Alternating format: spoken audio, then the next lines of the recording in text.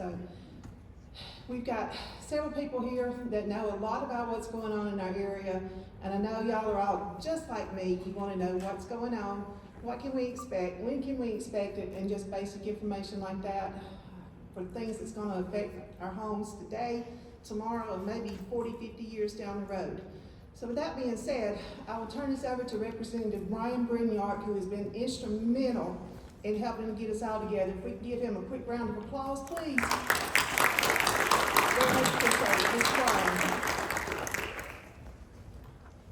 Thank you, Ms. Wright. Y'all, I'm Brian Grignard. I'm your representative for House District 16. As we sit here right now, you're in the district. Most of this damage has occurred within our district. And, you know, I know y'all have a lot of questions. I thank Phyllis for letting me know about this. She contacted me on my State House email, and that's how this all kind of got kicked off. I wanted to make sure that, I know you have questions, and I wanted to make sure that your questions were with somebody that can have answers, and that's not me. Most of the things related to mining, anything underground is regulated by the federal law, and that's our federal representatives. But the damages that occur that you are concerned about that are above ground are inspected by and regulated by the Alabama Surface Mining Commission. And that has a director, that's Director Karen Love, who's Kathy Love. She's seated right here, and she brought an engineer and an inspector from her office, and I'll let her introduce them. We also have Commissioner Greg Fannin, who's with the Mining Commission. We also have Representative Sellers, who represents the district just beside us. And we also have a member of our community, I'm so sorry I forgot her name. Miss Lindsay, who has gone and spoken with the commission, and the director wanted to make sure she had an opportunity to speak to y'all tonight as well. And we have the attorney that is representing some of the community in a lawsuit, Leon Ashford. He is here with us tonight. And all of us are going to be available for questions. We all are going to try to speak with you and give y'all some insight. My role as a member of the Alabama House of Representatives really is very minuscule in any of this, but I represent y'all, and so I wanted to try to get the agency that could answer the questions here, and they are here. And I can't thank them enough for being able to come. Director Love spoke with me for quite a long time when I first contacted her, and I asked her then if she would be willing to come and talk, if I could get a group together to talk to. And she was very willing to be able to do this, and now she's also brought some of her office and staff. This is wonderful. So there's not a question that y'all have that I want y'all to leave here without asking, and let's make sure that everything gets addressed that needs to get addressed tonight. With that being said, I think I'm going to turn it over to Director Love. Let her come up and open the floor up to questions and or to introduce her members that are here. And I thank y'all for coming. I know this is an important issue to all of you, and I hope tonight you can leave here knowing a lot more than you came here. Thank you. Director Love, come on. Thank you very much. I'm not as tall as he is.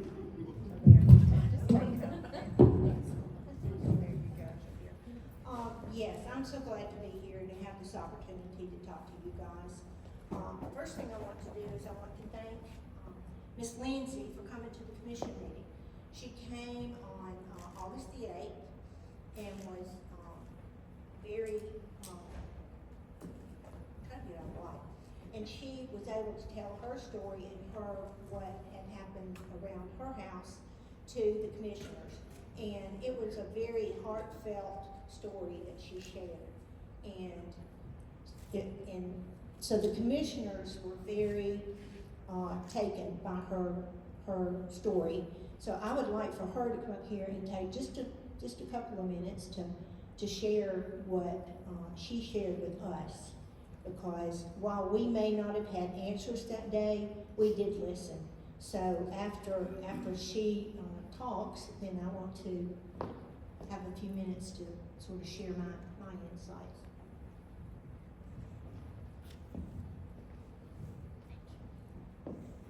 Hey y'all, in case you didn't already hear, I'm Lisa Lindsay. I've lived here in this community for 22 years. Didn't know much about the mining industry at all because I'm not originally from this area, but I have learned a lot in the last few months, more than I ever really wanted to know about mining in this part of the state and this part of the country. The thing that bothered me the most about what happened with this increase in mining here was the total lack of effective communication from the mine, the ASMC, and other people involved in that industry. They are not gonna come to you ahead of time and tell you what's going to happen. So, it's upon each one of us to do our own research into what's going on here. The information is there, you just have to dig for it. I'm not a professional public speaker, but I don't mind standing up for something that I believe in, and I believe that we can do better. And when I say we, I mean all of us that live here, the ASMC, all of their staff, attorneys and other community members, state legislators, federal legislators, state and federal agencies. We can make it better so that what happened to Mr. Griffiths does not happen to anybody else, ever, if it's anything that we can control. I was nervous about going to the ASMC meeting and speaking, but I did it. Y'all can too. They don't know if you don't tell them what you're experiencing, what you're going through, and what's happening. So you've got to let them know. There are processes in place to notify them. You can notify them via their website or by snail mail. Personally, I prefer the electronic route because you can't always depend on the postal service. But the reason I did that is because that night was a terrible, terrible night. We'd been going through it up there on Griffiths Road for months. But that night, when his house blew up, it was very traumatic. We've lived there for 22 years. We were not as close as family to Mr. Griffiths, but we saw each other several times a day. We're neighbors. It was terrifying to realize that what happened to him could have happened to us, because my house is less than 100 yards from his house. I didn't experience the explosion and the fire, but I experienced the terror and just the heartbreak realizing what had happened. We do not want this to happen again. And in order to make sure that it doesn't happen again, we have got to use what means we have to communicate with our legislators and our regulatory agencies and talk to them, communicate to them, and encourage them to communicate back with us so that going forward, we can do better than just sit back and let this happen to somebody else. We've got to take a stand. We've got to. But for the stand to be effective, we have to use the tools. The tools are there. You just gotta use them.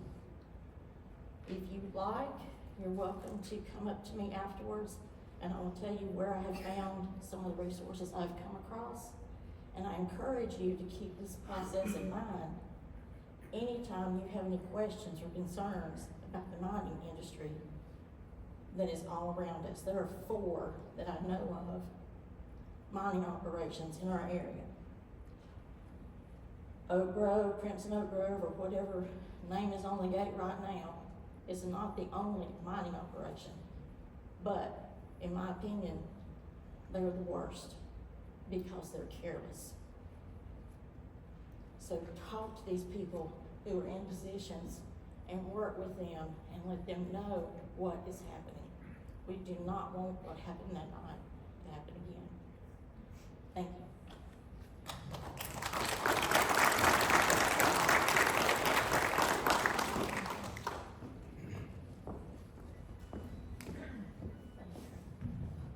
Thank you. Yeah, that is just a portion of what the commission, I guess I have to walk this way. What the commission heard the day that she came up there. And, so we, as an agency, just wanted to make sure that everyone understood what our authority was, what the rules and regulations were, that you guys need to make sure that you abide by. But first of all, I want to introduce the group here. This is Mr. Greg Fannin. He is one of our commissioners. This is Mr. Mike Jones. He is our Director of Inspection and Enforcement. And Mr. Stephen Miles, he is our Director of Engineering and Environmental. So we have a very strong staff of people who oversee and regulate these coal mines. So with that being said, the tragedy at the Griffiths, and I'm gonna have to look at my notes here because I'm not good at remembering everything, but the tragedy at the Griffiths family hopefully is not in vain and will prompt changes needed, whatever they may be. That is absolutely a tragic event, and hopefully it can be prevented going forward. Second of all, I want to thank you for your participation, whoever has, in the Facebook page, as well as the comments made by Mr. Hedgepeth. Are you here, Mr. Hedgepeth? Yes, ma'am. Oh, hello. You're over in the corner.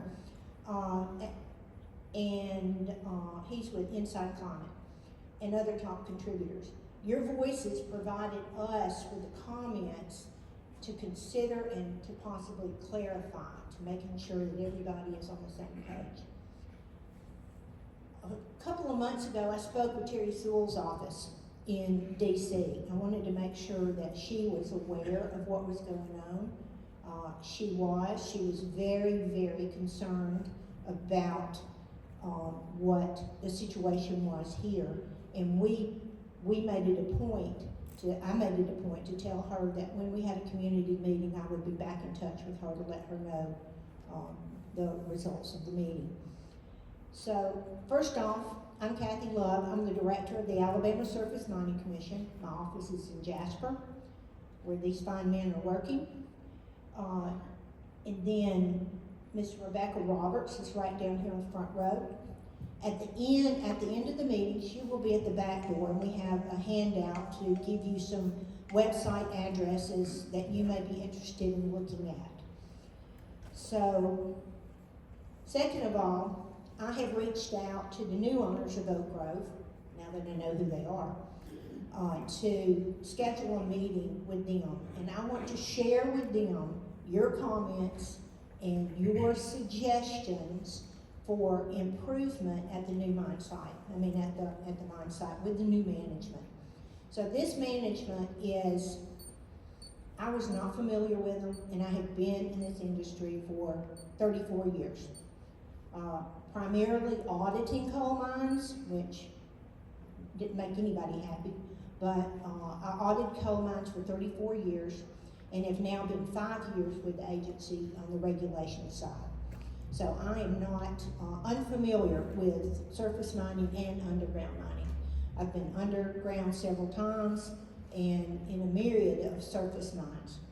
So, I need another hand.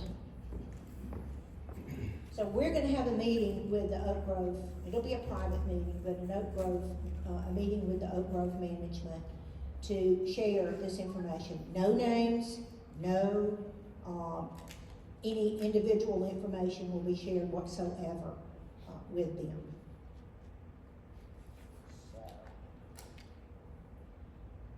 Now I know you guys are here to ask questions, but before we do that, we need to get into some specifics that I hope will provide the education that you need that will answer some of your questions before we get to the end. At the end, after we're through with what we're talking about on our rules and regulations, please feel free to speak up and ask any question that you might have not had answered, or to the alternative, a lot of people do not want to stand up and ask a question. If that is the case, and you're not comfortable speaking in front of everyone, Rebecca here, she has some paper, and you can write your question down with your contact information, and please understand that we will not share that with anyone. But we will reach back out to you in a couple of days and see if we can answer your questions. I want to give you a short history lesson real quick here. Prior to 1977, there were no rules, no laws, nothing that controlled any of the coal mines. This was a time of period before 1977 when property was absolutely devastated, the surface conditions, nothing was reclaimed, and had reached a point to where now we're spending as a nation billions of dollars, billions with a B, repairing what was done prior to 1977 to reclaim properties that were not being repaired. After 1977, Congress, they had the 1977 law called the Surface Mining Control and Reclamation Act. And it implemented a lot of strict rules and regulations for coal mining. Oh good, I can get out of the light now.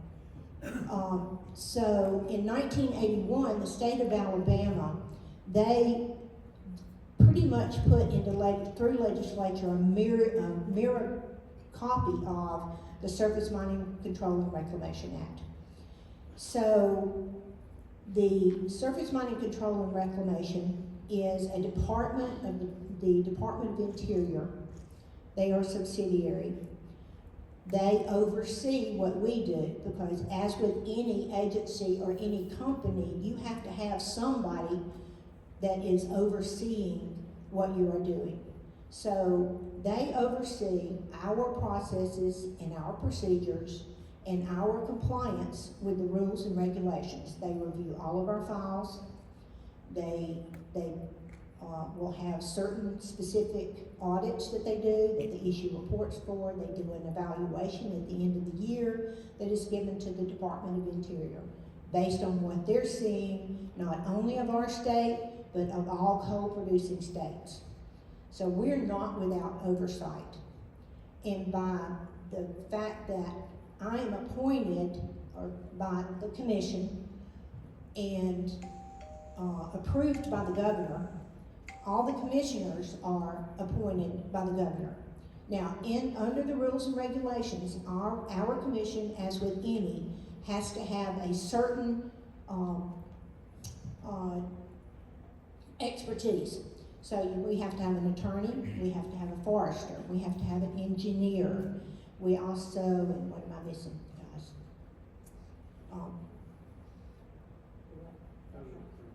Those are the three majors. And then we have to have county representation for those counties that have the most active coal mining.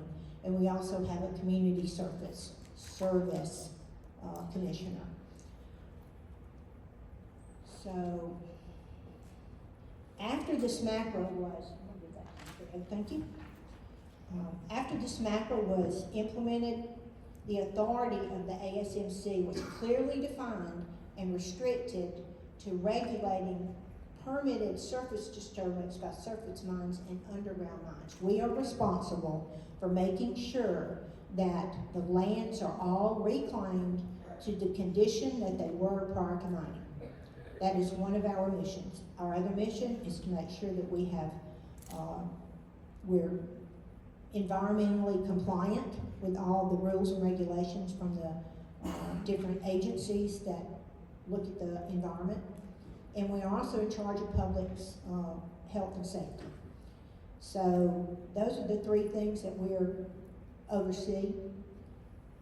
On the federal level, the ASMC does exactly what the SMACRA rules and regulations say that we're supposed to do. SMACRA recognized that laws were needed to address subsidence, and I think that's what you guys are here for. Subsidence resulting from underground mining. Now, subsidence is defined as the sinking or lowering, I can't say that very good, of a landform or structure. So that may be the surface of the land, it may be your home, it may be a building that is on your property, non-commercial type of building. And the rules outlined under section 8I, and Rebecca's gonna give you the address for this. For underground mining permit application requirements, it's very extensive. If you have someone who's wanting to open an underground mine, it is extremely extensive and difficult to get that permit. So you'll find those rules and regulations. I'm not going to bore you with all of those. I've asked Mr. Miles here as our engineer to review for you the requirements of inside of that permit application is a subsidence control plan. What do the mines have to present to us for subsidence control? So, and with that, I'm going to turn the mic over to Stephen. Hey, good evening. Everybody hear me okay? Yes. All right, again, my name is Stephen Miles. I'm an engineer. I got a degree in civil and environmental engineering. I've got about almost 20 years experience in the mining industry, 10 years with the Alabama Surface Mining Commission. And my job is tasked to review all environmental and all engineering plans that come into the state. Just to get a point of reference, we only have just a handful of underground mines in the state. I'm sure you guys are well aware. We've got some in Brookwood. Warrior Met's got number 4, number 7, Shoal Creek. Used to be Drummond, now it's Peabody. It's got Shoal Creek. Crimson Oak Groves, got the Oak Grove mine, and then we got a new one in development. This is the first one that's open since 1992. So the last underground mine development we had was Shoal Creek in 92. Now we got the Blue Creek mine, which is developing right on the Walker, Tuscaloosa County, Fayette County line. So if you guys are familiar with that one. So underground mines are a big ordeal, like Mr. Love was saying, to get permitted. The mine we're talking about today is the Oak Grove mine. It was permitted in the permit program in 81 when the actual Alabama law came in. So this mine's been around. It was actually started in the 50s. You guys that's been around the community, you probably realize it was originally the Concord mine under U.S. Steel. It changed hands several times. I'm sure you guys know all about that. I won't give you a history lesson on that. But now as the mine is advancing, really the turn of the century mining and up into probably the 50s, 60s, 70s, you guys are probably familiar with, they call it room and pillar mining. Room and pillar mining is you go in and you mine part of it, but you leave pillars that holds up the roof. Well, mining techniques changed. Now all the big mines do something called longwall mining. Longwall mining is where you take 1,000-foot cut. So if you can imagine 1,000 feet in the room we're in, not quite as tall as this, but they take a huge cavity of the earth, they take all the coal, 1,000 feet, they leave a barrier, and then they do it again. And all these plans are in our office, and all of our information is open to the public. So after I kind of go through it, we'll try to paint a picture for you. If there's any questions, please come to me. You can ask them during our Q&A session, or you can ask me personally. I brought some maps to kind of explain. But like Ms. Love's saying, these underground mines are required to submit a subsidence control plan. And what a subsidence control plan does, it shows us a couple things. Number one is, what's above where they're mining? You guys' homes, businesses, roads, ponds, creeks, anything that can be destroyed, we want to see it. Cell towers, anything. And I personally go out with the inspectors and we verify everything above a mining panel. And all those are showed on subsidence control plan maps. And also in the map, they have to show us a plan, their plan for 5 years of mining. So they got to go through and show us the longwall panels and the developmental work for 5 years.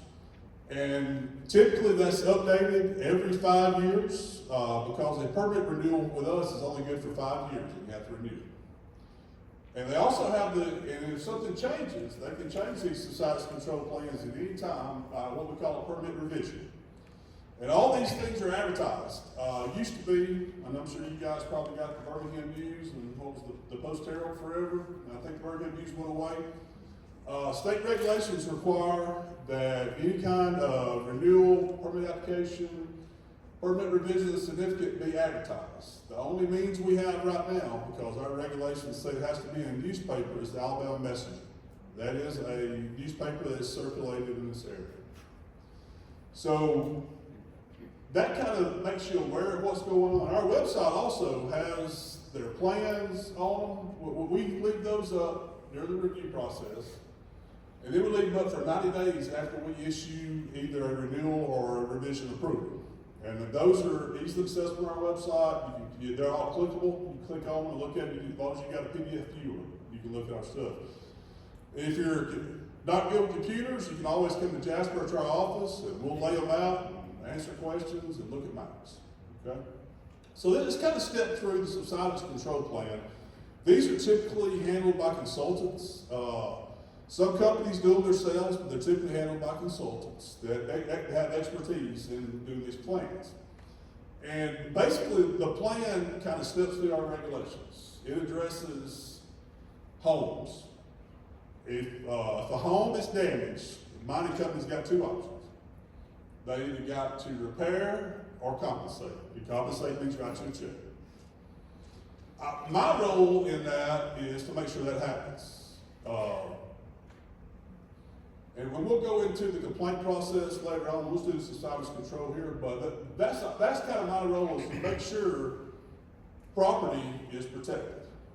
Well, that's houses. And I hear a lot of people this all the time, and sometimes mining companies. Now, if you talk about land has to be restored. You can't write a check for land. It's got to be fixed. If you guys ever been around mining and seen subsidence, the ground can crack. You know, if you're taking a room 20 feet tall and then you drop it, you got the possibility for the ground to crack, things to move. But when you're 1,000 feet, you know, the ground ain't gonna move 20 feet. You know, the ground's only gonna move probably a few, maybe a foot, maybe two. But when you're a permanent structure, that makes a difference. And I understand, I'm fully aware of that. And that's where your damage comes in. And if you guys have ever seen subsidence to a home, it's usually cracks, stress cracks. You know, it's where your foundation's gonna crack, your driveway's gonna crack.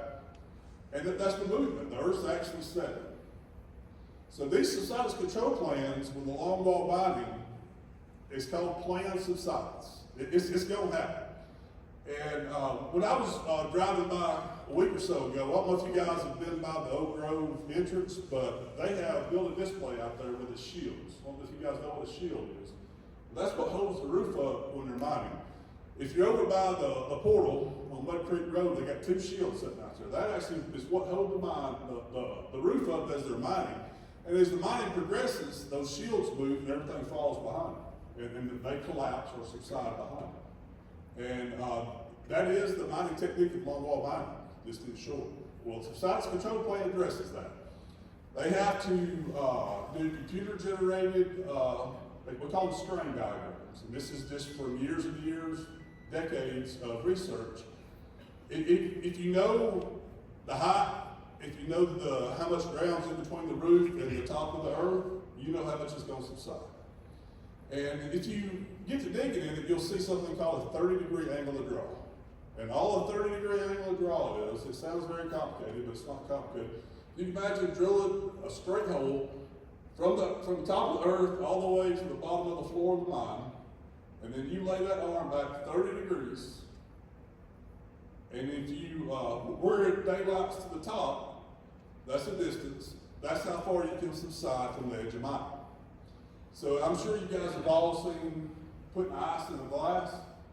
You know, when you put it in there, it's got voids in it, right? Well, when this rock starts crumbling, you got voids, and as it settles, that's what causes the earth to settle. And the subsidence control plan addresses all that. One other thing, and a concern you guys may have, is drinking water supplies. The mining company is required to reestablish all drinking water supplies. So if you are on a well, they either have to, typically what happens is, you know, you and the mining company go into discussion, but we make them reestablish their water. Typically, they'll either run municipal water. Most water around here is what, Boyer River Water Authority, so I know that's happened here before, and they've had to run municipal water. We've never had a complaint where people were mad because they had municipal water. But we have to know that. We have to know that you have a problem, because if we don't hear anything, we don't hear any problems. And the subsidence control plan, like I said, the biggest thing is the mining company can change how they're gonna mine. So that's our biggest challenge, is to ensure that how they say they're gonna mine for 5 years is the way they mine. And the way I do that is annually they have to turn me in an underground progress map. So they have to show me progress, and Oak Grove Mine turns theirs in May every year. And I look in May and I compare it to where they were last May, to where they are this May, compared to where they said they were gonna mine. Because if they don't mine where they said they was gonna mine, all the structures that we're supposed to be protecting has got to be protected. So if that makes sense. So like I said, I won't get the nuts and bolts of size control plan, but basically, in a nutshell, what it does, it identifies all the features on the ground, and identifies what the mining company has to do to either repair or compensate for structures or repair for property, land. So I'm gonna turn it back over to Ms. Love, and we'll go into more details on the complaint form later on in the presentation.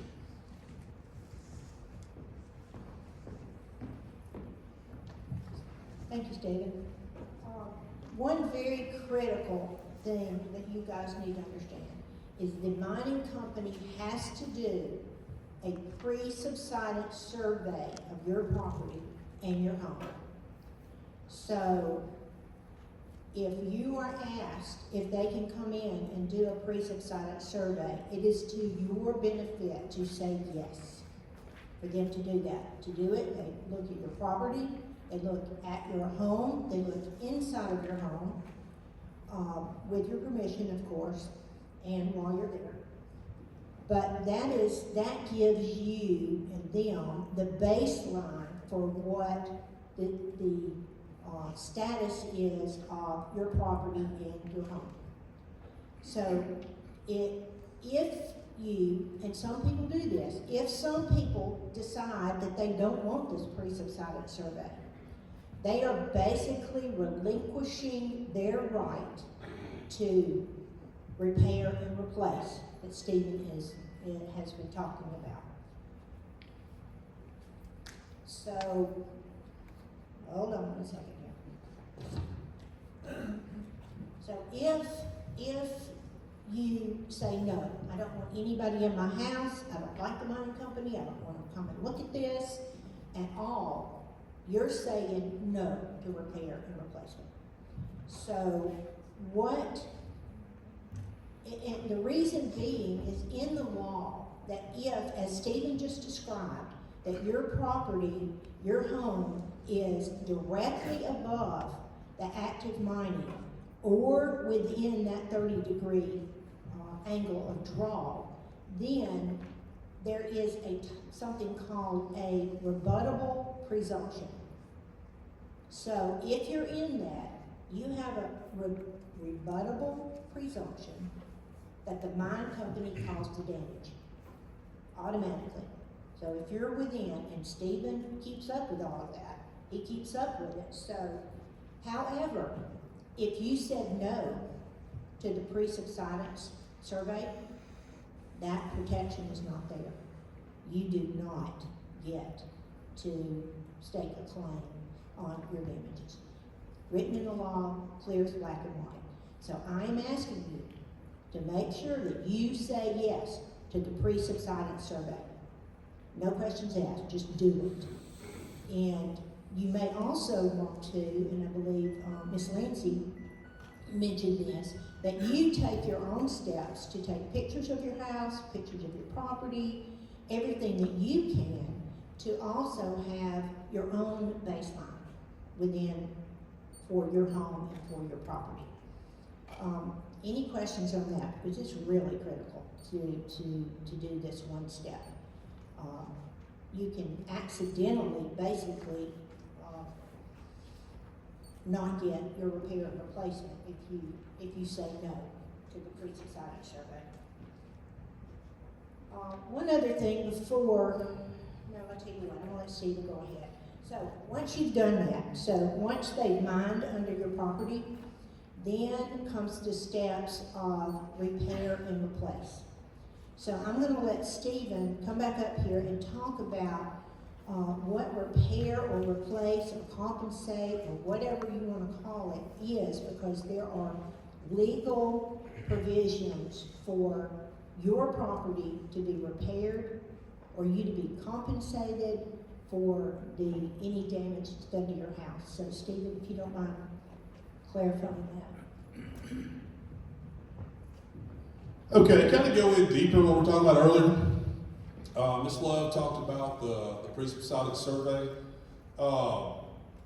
In addition to that, the mining company is required by SMACR law to identify and notify all homeowners 6 months prior to mining. If they fail to do that, they're in violation of the SMACR law. In all cases where I've had subsidence, they've always produced a document.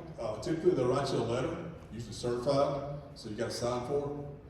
But that is part of the law, so keep that in mind. 6 months prior to going beneath your structures, your homes, your barns, your ponds, whatever, they have to let you know.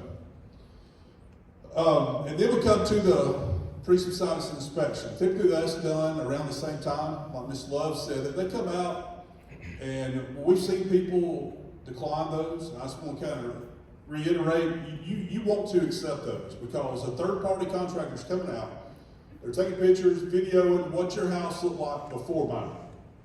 And then we can see what it looked like after mining. If there's damage, it's be very easily recognized through the pre-subsidence survey.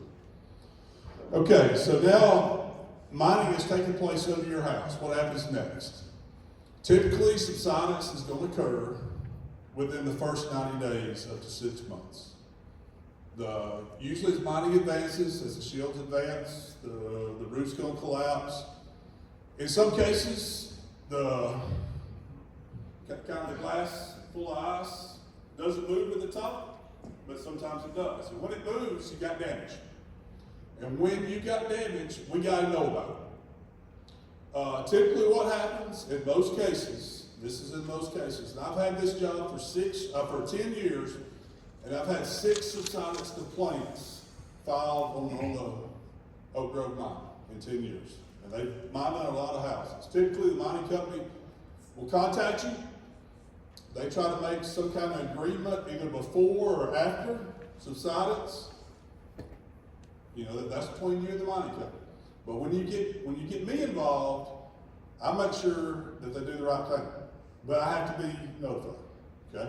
So, and I brought some sheets if anybody wants any. It's the citizen complaint form. It's also found on our website. That's what triggers me to go out. So, kind of before we talk about subsidence inspections, like we talked about before, this is the big thing that I've seen, and I don't know if you guys, you don't have to tell me, and I'll eventually find out if you file a complaint. There's been instances when property owners has taken upfront payment, significant upfront payment. Not gonna go into details, not gonna go into dollars, but it always comes out. I always find out what it is. That puts us in a particular tough spot, because you've already signed basically, you said that I understand it's going to subside. I understand. I'm hoping this check you're writing is going to cover it. So, you all are adults. You do what you want to, but before you sign anything, read it really good. I'll just leave it there. All right. Now let's talk about subsidence inspections. What happens is you're going to fill out a complaint form, and that's going to come directly to my desk. The first thing I'm going to do is contact Mr. Jones. We're going to get the inspector. We're going to come out and do a formal inspection. We're going to notify you that we're coming. We have to bring the mining company with us. Because once you notify me, the first thing I'm gonna do is call the mining company and say, look, we got a problem. Let's go look at it, see how bad it is, and we need a plan to get it fixed. So my role is I go out, I have been trained to look for subsidence. I go out and look for subsidence. I have been in and out of homes, up in attics, down in basements, all around property, wherever you want to show me that you got damage, I don't care to go. It doesn't bother me. I'll spend all day, I'll bring extra clothes, it don't matter. But once the subsidence is identified, and I'll let you know that there's a chance, like I said, most subsidence happens in 90 days, but it can go up to 6 months. You know, what you don't want to do is go in there and start fixing things when it's decided yesterday. And sometimes homeowners get a little aggravated with that, but, you know, we just want to fix things once. Or most of the time, like I said, I've only had 6 that I've had complaints on where I had to do an investigation. Typically, the mining companies will reach out and settle with you. If it's settled before it gets to me, I don't know if they compensate or repair. That's the 2 options they have. And they have the option to come to you to let you know what they want to do. And you have to agree to it. Because if you file a complaint, after I come back, I'm going to write you a very detailed letter. I'm going to tell you when the mining happened, what panel it happened. I'm going to document everything you showed me on the ground. And then I'm going to send it to the mining company. And then I will give them a reasonable amount of time to contact you. And then I'm going to be in contact with you. 30 days after I send you a letter, I'm going to be calling. So you'll see State Alabama pop up on your phone. I'm going to say, hey, where we at on this? Then I'm going to turn around and call the mining company and say, hey, where we at on this? Kind of my role is to try to get the 2 entities to come together and come to an agreement. Luckily, in my 10 years, we have never had one go to litigation. It's always been settled. Not to say that will always happen, but it's happened in the first 10 years. So, you know, it's the mining company's responsibility. You know, we talked about the Smacker regs clearly state from the 1992 forward, October 1992, the Federal Energy Policy Act requires homes to be repaired or compensated. All right, so we're to the point where I've written you a letter. I've reached out to the mining companies. And like I said, I get like a 30-day grace. You know, I don't know if you guys come together, you know, when I call you in 30 days, the property owner may say, hey, nothing's happened. Or the mining company may say, hey, we've reached out, we need some more time. You know, I'll say, hey, you write me a letter if you need more time, but are we actively working on this? And I'll turn around and call the property owner and say, hey, are they contacting you negotiations? Well, let's say if it gets to the point where it's an impasse, and I've had this happen before, where we had a house that was subsided, we had damage. Just for simple math, the mining company said they were willing to pay $100. The homeowner said he wanted $200. So they were in an impasse. Well, I said, okay. Well, I reached out to the mining company and told them that I'm going to call a subsidence bond in, which a bond is a guarantee that if they go out of business, it now is our responsibility to fix your house. Not compensate you, but fix your house. And I'll hold a subsidence bond at that point. We haven't called one in a long time, but that is a possibility, and that is written in the Smacker regs. Typically at that point, usually everybody's happy. It is so, just to be perfectly honest. And I advise everybody to that, you know. I'm not going to say it's always happened going forward, but it's happened at this point. So, and then let's say if y'all do come to an agreement, I will get some kind of written verification from the homeowner that, hey, that they may be whole. And then I ask no more questions. And once you say you're good, we're good. And the complaint is closed. And that's kind of my role in it. Just keep everybody reminded that, hey, this is going on. And we do have the authority and the jurisdiction by regulations to write violations if the mining company refuses to do it. And we have to remind people of that from time to time. And most time, nobody wants a violation for subsidence. You know, we want to have it. Kind of our role in this is, we're to protect you once the mining's happened. We're here to make sure that you're made whole. You know, if your house is worth $1 million and you're asking for 5, we probably got a problem.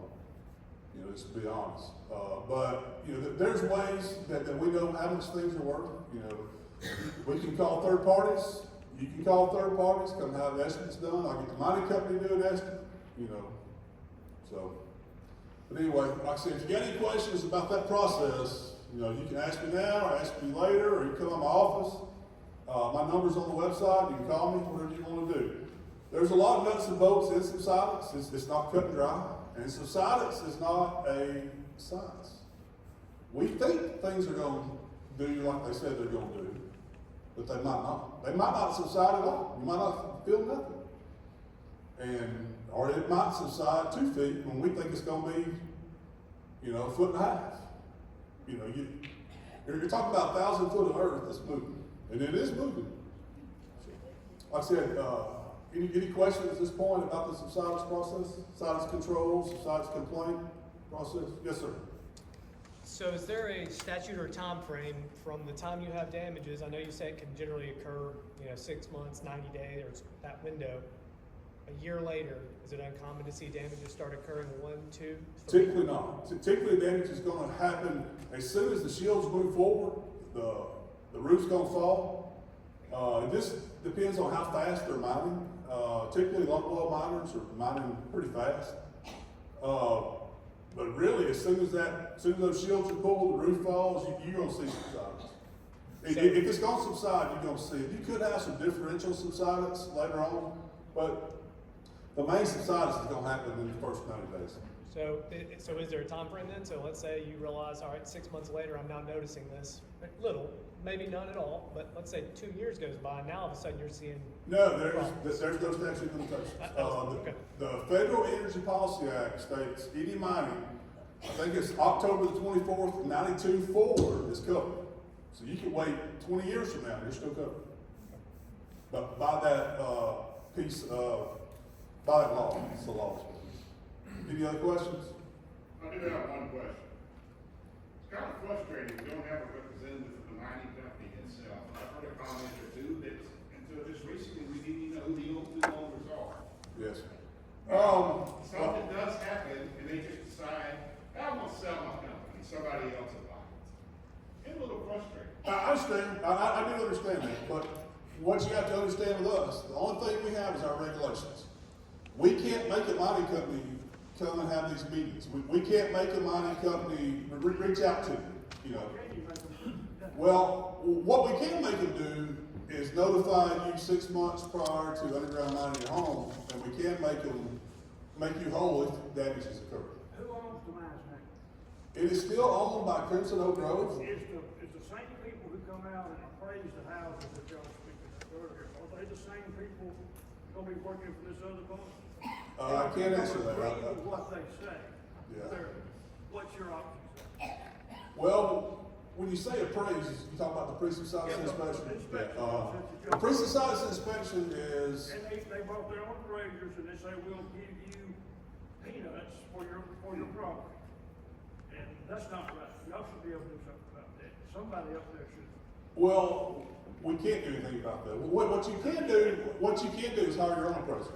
You know, if you got an appraisal of your property, you can't do that. They brought their appraisers Mhm. and their inspectors and their engineers and they took their pictures and they done all that they could. And they done it to everybody who was there. And they come out here and they will say, we'll give you half of what this amount is, but the value of your house is nowhere near what it's worth. Well, you don't have to accept that up front. No, you don't have to accept that, but, they should, is the same people, what I'm asking is the same people with the new mines that nobody knows who it is because they won't show up. It's gonna be the ones that was with the old mines. I can't answer that question. I don't know the answer to that. Yes, sir. Yeah, I got a question. This is for the state. So, under the Community Right to Know Act law, was an environmental study conducted for this community? For the loss of revenue, loss of tax base, loss of community park, loss of membership in this school. We're talking about homes, but what is the state gonna do about the loss of this community? Because once these homes are messed up, people are not gonna rebuild. People are gonna move. They're not gonna come back here. Businesses have lost, our fire department has lost revenue. What is the state gonna do about it, about the damage to the infrastructure? How many times over and over again is Jefferson County gonna have to fix these roads? Well, Who's paying for that? Us, we're paying for that. While those rich folks over there continue to mine and kill this community. Let me go back to history just for a minute. Upper Big Branch, West Virginia, April 2010. Methane explosion. Killed the community, killed lots of miners. Top 5 most dangerous mine, according to MSHA, is right down the street in the whole United States. What is the state gonna do about it? Continue to take handouts while people in this community have to move, have to fix their homes, have to beg for those peanuts like that gentleman's talking about? That's why we're here. We can't even buy fuel out here. Can't even buy fuel for our own cars. Grocery stores, nothing can come here and build because of the mines. We cannot have new subdivisions. We can't even have a park for our kids to play in because they destroyed it. They destroyed a park that belongs to this community that had the school on it. That's history. What does the law say about that? Are they gonna fix that? It's still sitting there. We've got abandoned homes all over this area that has homeless people living in it. Because the homes have been sitting there empty. It's ridiculous. It has to stop. If people can march up and down the daggone street all the time in big cities, there's no reason why we can't do something about it. I was the last person to speak to Mr. Griffith alive, and I will not let this crap continue.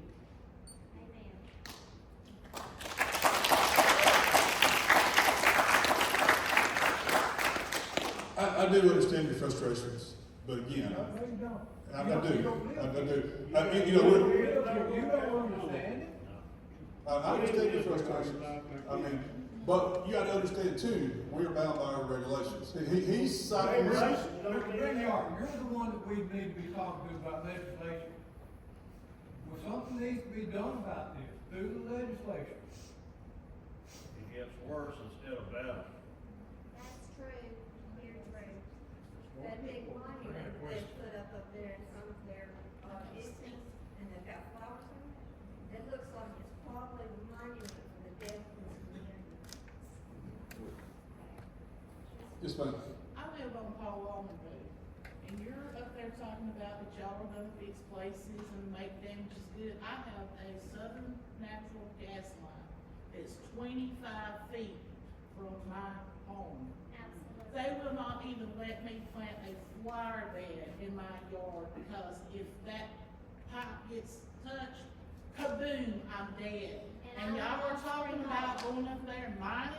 Everybody on my side of Paul Walton's got that running through their yard. What y'all gonna do about that?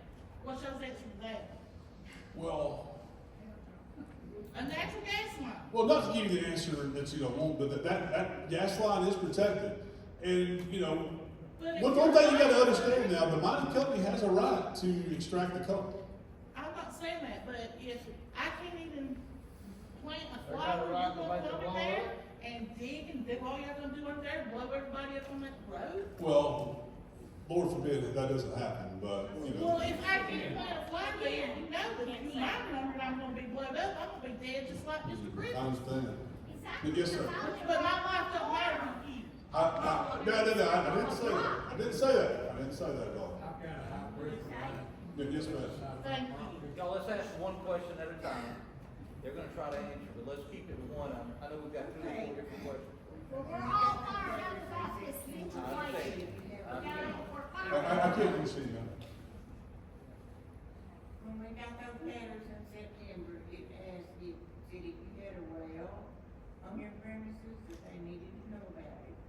Well, I notified them, and I told that happy with her about it, and she said somebody would come see about it. Well, nobody has contacted me about that well, and I live in constant fear. That well is in my house, inside my house, and my water heater is 6 feet from it. And I don't want to get blown away like WM did. Yes, ma'am, understand. I've heard a very well, person talk about it, that even if they do something to that well, they say they'll cap it. Well, they cap their BMs too, and look what happened to them, you know? And I live by myself, I'm 90 years old, and I am in constant fear all the time that that's gonna just blow me up. And so far, nobody has contacted me about that well. If you want, I can tell you where they're mining under you or not. Hopefully they're not, and they should have contacted you about the well. They come in a well investigation on it. You always have the option to file a complaint with us, and we will come and check your well out. We have a hydrologist on staff, and that's the simple answer. If you fear that you've got problems with your well, please file a well complaint. Well, I mean, it's scary. I understand. Yes, ma'am. Yes, And ma'am. even that man I was talking about, he said even, if they can't, the methane can go up the side of the well touching. So I will live in constant terror for the rest of them, if I have to be more high. Yes, ma'am. Yes, sir. You have jurisdiction over the methane extraction No, sir. company. That is not in the inspector laws. Who does? It's not the Alabama Surface Mine Commission. You don't know who? Well, we're only, charged with extraction of coal and for subsidence complaints. And, any property that has been permitted, we hold a bond to get it reclaimed. We have no regulations that address methane gas. Have you looked at that factor of the regasification? Yes, sir. The fracturing of the layers of the. Yes, sir. There is an agency that deals with that, but it's not the Alabama Surface Mine Commission. Maybe it's their mining that's causing these problems with the methane. That's undetermined. I can't answer that.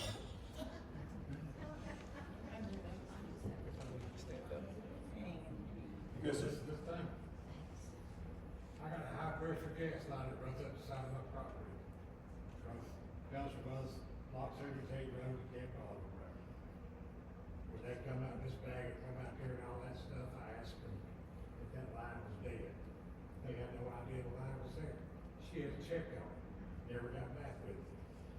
I understand all the regulations are good, but we don't have a leg to stand on. Yes, sir. I understand. I'm in here to tell you that. Regulations are great. Wonderful. But we have no choice to do what they tell us to do. And y'all ain't no help. Amen. I'm sorry, that's just the way it is. Okay, first of all, we had a question about the ownership of the new mine. Yes, ma'am, we did. Yes. At the time of the commission meeting, we did not know who the ownership was. So since then, I do not have any names, but they are a new management. They're not of the old history. So when we go and meet with them, these are the exact questions that we want to be able to bring up to them, because if he had a high pressure line next to his house and they were not aware of it, or they said, we're gonna come look at your well in your house, but they never showed up. That is unacceptable. So don't totally lose faith in us, because we do have the ability to talk to these mine operators. We didn't have the authority. Well, in some cases, that doesn't matter to me. I mean, sometimes they call me Beth, as in Beth Dutton. So, we will absolutely go in there and talk to them. And a lot of times they don't care. They don't care, that's Well, no, I didn't mean they don't care. I mean, Tell the truth. yeah, I'm They telling you. don't care. No, I didn't say I didn't care.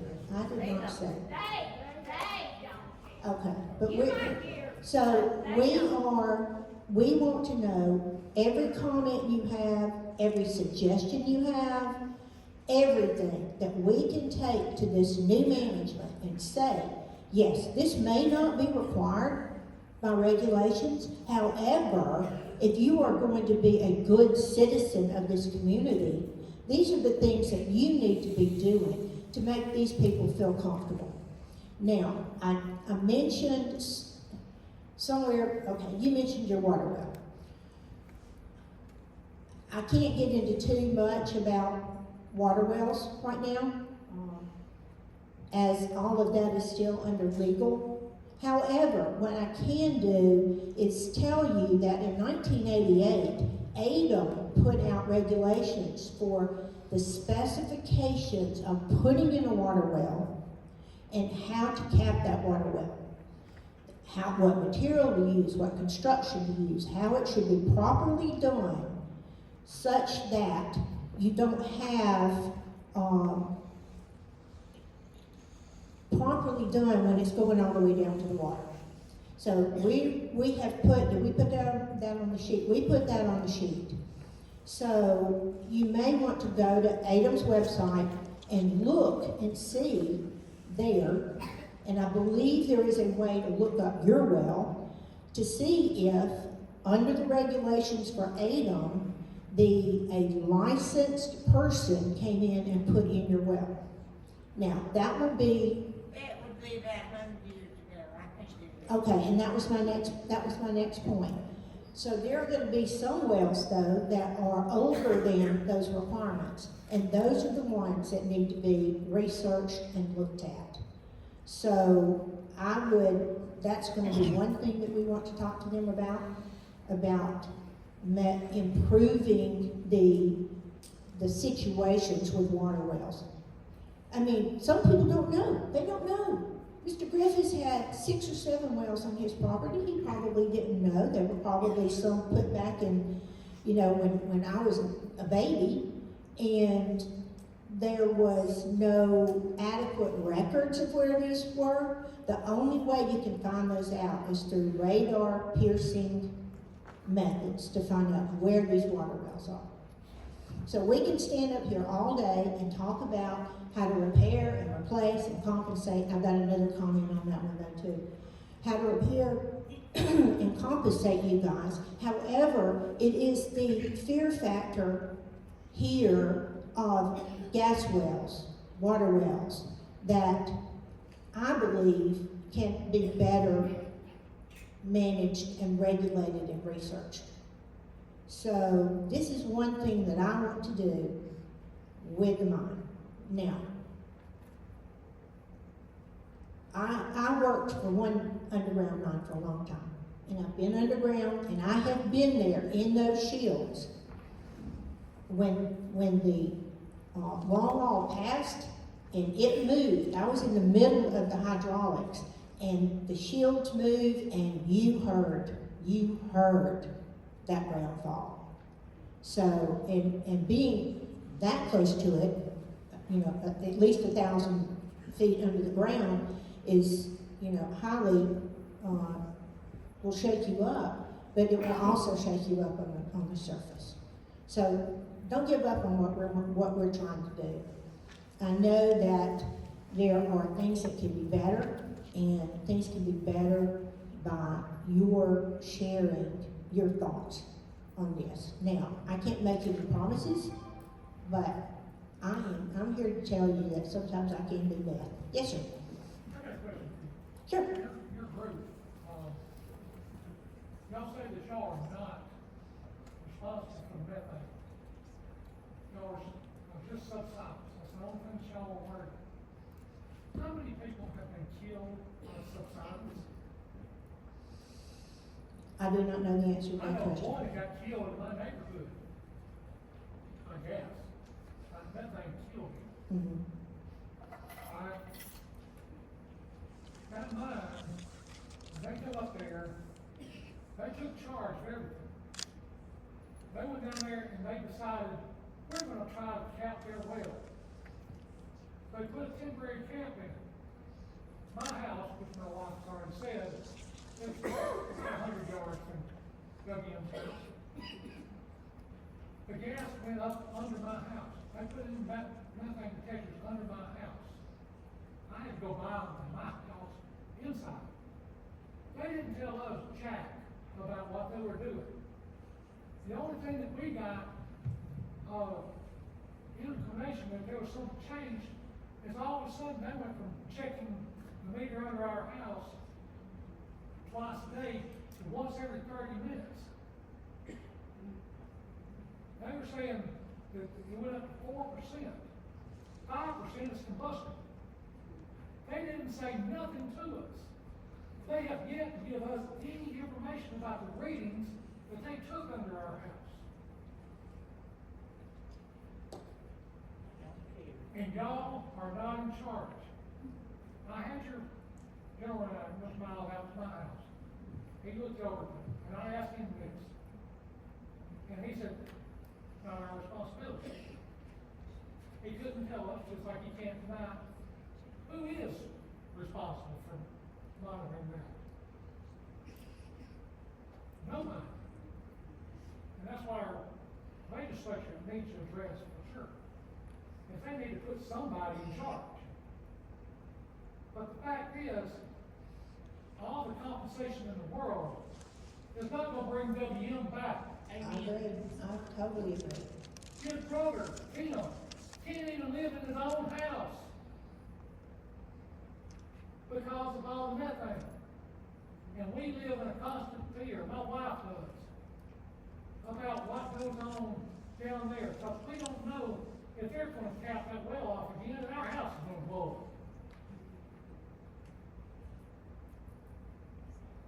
And nobody is giving us any answers at all. And that's what we're wanting to do. is to Nobody be else able to- out of our community cares. I'm standing here voluntarily. I did not, We understand you're voluntarily, Yeah. but there's no answer. I understand that, but what I want to do is get answers. Legislation that you should be able to mine under people's houses. Or at least they ought to mine them the way they used to, where you didn't let land fall out of people's houses. You didn't used to have that problem, but they mined correctly. Yes, sir. Do I understand that Mr. Griffith's house hadn't been mined yet? It happened. Wasn't it over a panel that hadn't been mined? I don't know the answer to that No. question, but That's what the, His panel has been mined. It is, the cracks in the road and the house showed up about 2 days before his house blew up. so it is over a panel that It hasn't is on been the mined. map. It is on the panel, the same panel that mine. The report in the paper said it hadn't been mined yet. That's why I was looking, that's why I was looking at the methane extraction. They're fracturing the rock under your houses to make the methane, making it escape better. Well, I See, think those panels have got to be degassed before they mine. If it goes over 1%, that mining operation shuts down. So they want that gas gone. for 22 years, his house didn't blow up. And then all of a sudden, one night, it did. And it was after the cracks showed up, which the cracks and substance is behind the vinyl wall. It doesn't fall directly behind the wall all the time. Well, see, a house don't blow up when it subsides. That's the gas that blew that house. And we're not addressing the methane extraction here tonight. We're talking about the subsistence from the longwall mining, but before that longwall goes in there, they gotta get the gas out of it where they can run the mine. Because nobody's in charge of it, nobody makes a It's decision. the gas that's polluting those. Will they? We don't know, we don't know. Nobody will not talk up about that. We don't know if they're gonna go in there and tap that gas off before they start mining. First thing you know, we're gonna be gone. Our house places that our husband has worked for so many years, we will be gone. Everything will be gone. And I live on Spring Hollow Drive, okay? You can dictate that to whoever you wanna dictate it to. I'm very concerned about my home place and my land. Plus, number one, my life. I'm home all the time. I hear a lot of booms at 2 and 3 o'clock and 4 o'clock in the morning, like it's dynamite. I don't know where it's coming from. I don't know if I'm fixing to die or not.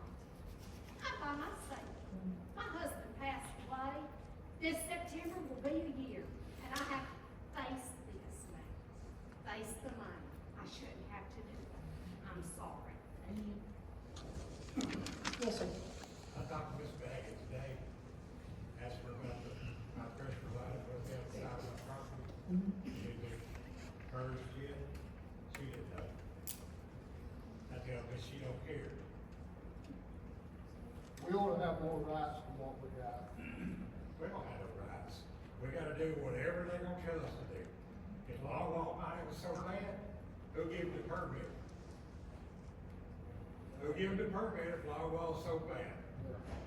It wasn't me, it was the money that got it. Exactly, that's all they care about is our lives don't mean Like I nothing. said, regulations are great, but the regulations ain't for us, it's for them. Tell me different. Guarantee you, their houses were sitting over them mines, they'd be something too. Can't nobody out there tell me no different. Before y'all issue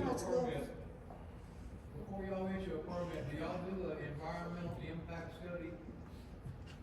Or does it This? Mr. Fannin lives above an active mine, so just for clarification. This fella here's got a question. He's been standing up a while. I couldn't hear what he said. He said, we're all part of the mining community, so he lives over a mine We too, ain't got but nobody fight for us, Well, really. speak up if he's over a mining place. Speak Anybody up, in here sir. think they're here to fight for us? Instead of going up there in silence speaking. Speak up. yes, sir. How do you feel? I've got one question. First, my name is Billy Morris, and I like the fact that everybody stood up, told us how many years they had in the mining industry and whatnot. So I'm gonna tell you a little bit about myself. I spent 20 years in the U.S. Army Special Operations Command, also known as the Special Forces, with the 20th Special Forces Group there in Birmingham.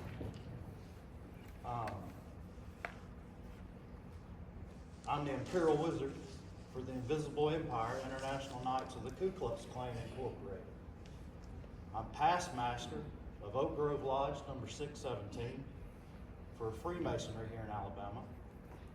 I'm the past patron for the Order of the Eastern Star number 380, also here in Oak Grove. So the first question I have is, before any expansion of Oak Grove Crimson Mine occurred, why didn't they hold a community meeting like this beforehand? I believe that was the very first mistake that Crimson Oak Grove Mines made, is not to inform the community beforehand. I know you all said that, there's a requirement that the mine must notify the public. Well, the online newspaper that you mentioned, I'm pretty sure there's very few subscribers to that newspaper here in Oak Grove. The actual newspaper for Oak Grove is actually the Bessemer Cutoff, which would be the Western Star. And this is where a majority of the members of this community actually receive their local news about their community. And there was no publication whatsoever about the expansion of that mine in that newspaper. I know several of the editors, and I've already asked them. So I've done my due diligence. I want everybody to go ahead and get your notepads or your phone or everything else out, because I'm just going to tell you a little bit of information. that you're gonna find very important. The owner of the new mine, his name is Ryan Murray. Okay? Ryan Murray. That's the name that you guys cannot give because either you don't want to or you just don't know. And I pray it's you just don't know. Okay?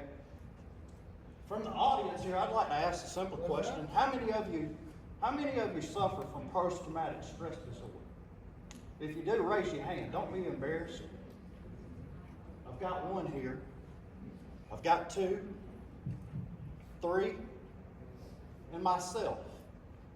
I suffer from post-traumatic stress disorder because of my 20 years of military service to this nation. It's unexplainable to those that don't know and don't suffer from post-traumatic stress disorder what it feels like for an explosion to go off between 1 and 5 a.m. and awake you from your dead sleep, because I have to take sleeping medication to keep me asleep and to keep me from having night terrors about war. So it's very difficult for me to be able to convey this to anyone, what that feels like and how startled I was on multiple occasions between the hours of 1 a.m. and 5 a.m. due to a company that was a third-party company that was hired by Oak Grove Crimson to build the ventilation shaft, which lies probably 1,500 yards from my front door. Needless to say, though, I had to relocate myself. I left my 15-year-old son, for the most part, fending for himself during the day at our home, while I personally had to relocate to Hueytown for 6 months just to get a peaceful night's rest. That should make everybody in this room feel embarrassed that a man who served this country can't get a peaceful night's rest.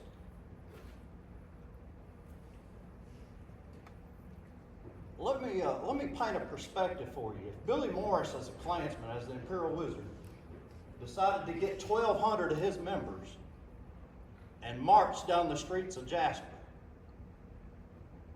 Alabama, without notifying anyone, what kind of chaos and turmoil would that create in the city of Jasper? Well, this is what this community feels like without being notified beforehand exactly what's going to happen to their community. You wouldn't accept that. I wouldn't do that without first notifying the sheriff or the police chief. Maybe even making some flyers and handing flyers out, going, hey, the Klan's about to march in Jasper.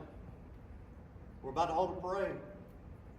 It's just common respect, common decency. Let's talk about Crimson Oak Grove Mine and not being notified. Well, I spoke with Miss Baggett. She's a fine lady in my opinion, very respectful. The gentleman that she came out with, John Wilson, I actually went to high school with him. I graduated from Holt High School down in Tuscaloosa. So, we actually hugged one another, embraced in my home. And I know John's a real good man. Grew up with him. It's not necessarily the people, it's the process that a lot of everybody in the community has got a problem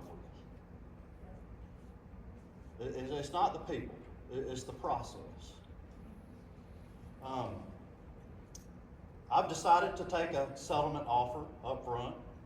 I'm not embarrassed to say what it is or how much it is. My home is currently, I got a 4-bedroom home, 2-bath. It's currently valued at the market $255,000. My settlement amount is going to be $124,500. That's something me and my family have decided that we've got to do what's best for us. And I can't be here all night speaking because I've got 4 young children at home. 4 of 6 anyways. But I do wanted to let everyone in the community know they've already set aside additional longwall operation panels that they have planned. I've got a copy of the workup for it. The next 2 locations that Crimson Oak Grove plans to move into, the first, you're not going to get a lot of politicians to do anything for you because here's why. The next one that they're talking about moving to is owned by the state of Alabama.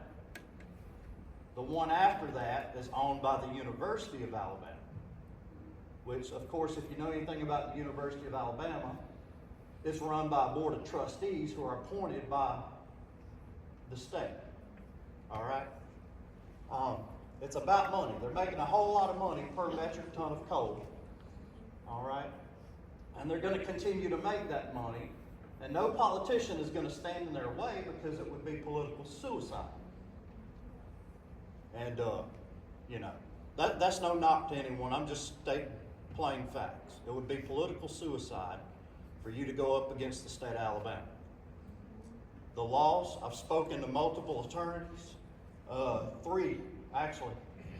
The laws favor the mining corporations in the state of Alabama.